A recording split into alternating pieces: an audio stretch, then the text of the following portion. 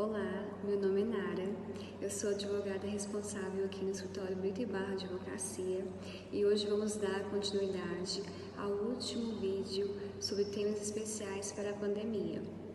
Esse é um dos temas que vocês escolheram para que eu pudesse abordar aqui em forma de vídeo e o tema de hoje é testamento extrajudicial. O interesse pela formulação de testamentos e outras formas de planejamento sucessório cresceu desde o início da pandemia do coronavírus. Esse é um momento que a gente pensa mais sobre a finitude, sobre como planejar a nossa sucessão. Na medida que esse pensamento e esse desejo se manifestam, é recomendável que a pessoa faça o testamento. O testamento é um negócio jurídico formal, ou seja, sua validade depende da forma prevista na lei. Se essa forma não for observada, o testamento é nulo e assim não vai produzir seus efeitos. Há duas possibilidades de testar em nossa legislação, seriam os testamentos ordinários e os testamentos especiais. O primeiro é feito por toda pessoa capaz em circunstâncias normais, podendo ser público, cerrado ou particular.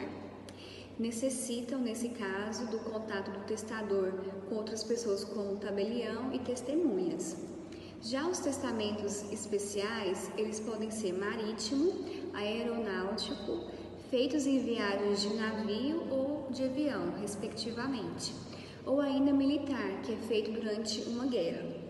Nessas circunstâncias excepcionais, que não autorizam que a pessoa lavre o testamento pelas formas ordinárias, ou seja, ir ao cartório porque ela está em trânsito, faculta-se então a elaborar esse testamento especial.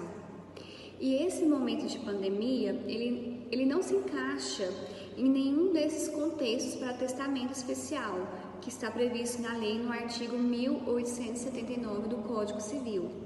Esse artigo estabelece que em circunstâncias excepcionais declaradas na cédula, o testamento particular de próprio punho e assinado pelo testador sem testemunhas pode ser confirmado a critério do juiz.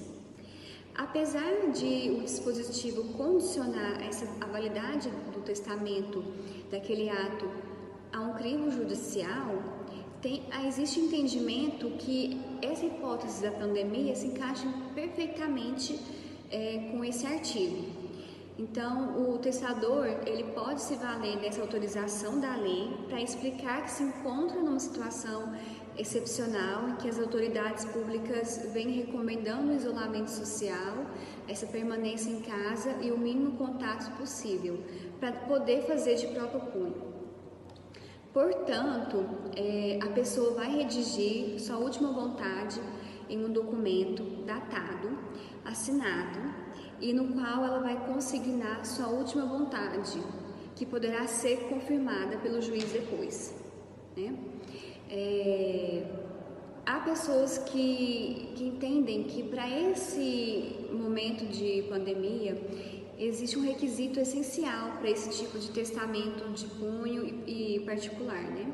Que seria um prazo de caducidade. Por exemplo, se o testador não falece naquele momento ou naquele evento especial ou nos próprios 90 dias subsequentes em que poderia então acontecer o evento, o testamento vai caducar, né? Se ela não tentar formalizar como testamento ordinário. Então, se ela tem um prazo, se ela não conseguir regularizar isso, ele vai caducar. Aconselha-se que quem faça uso desse tipo de testamento, uma vez relaxadas as medidas de contenção do Covid, que o testamento seja refeito para que evite que a sucessão enfrente argumentações dessa ordem, né? Existem muitas formalidades em testamentos e muitas questões podem gerar nulidade ou seu rompimento. Por isso é importante que, à medida que possível, que um advogado especialista, né, ajude a confeccionar esse ato jurídico, né, porque ele também pode investigar qual a melhor opção para definir a sucessão desejada, por aquele que pretende testar. Existe uma confusão muito grande entre testamento e planejamento sucessório, sendo que o testamento é um dos possíveis mecanismos do planejamento sucessório. E quando se faz um planejamento sucessório propriamente dito, é muito provável que seja necessário elaborar um testamento ou não. Mas o testamento, pode ser insuficiente para que a sucessão seja desenhada, que ela se transmita, na forma que é desejada pelo autor da herança, de forma eficiente, diminuindo o quanto for possível as áreas de arestas para evitar litígio pós-mortem. Outra hipótese de testamento que está sendo utilizada nesse momento de pandemia é o testamento vital. Esse testamento é um documento que pode ser feito por qualquer pessoa maior capaz para que tome decisões sobre cuidados da sua saúde, que só serão aplicáveis quando ela estiver em situação de terminalidade, de doença incurável, já em fase terminal. Na feitura desse documento, com o qual o autor manifesta desejos acerca dos cuidados, dos tratamentos e dos procedimentos que ele vai ser submetido caso esteja com uma doença ameaçadora da vida, tem que ser ressaltado que existe um caráter de terminalidade, né?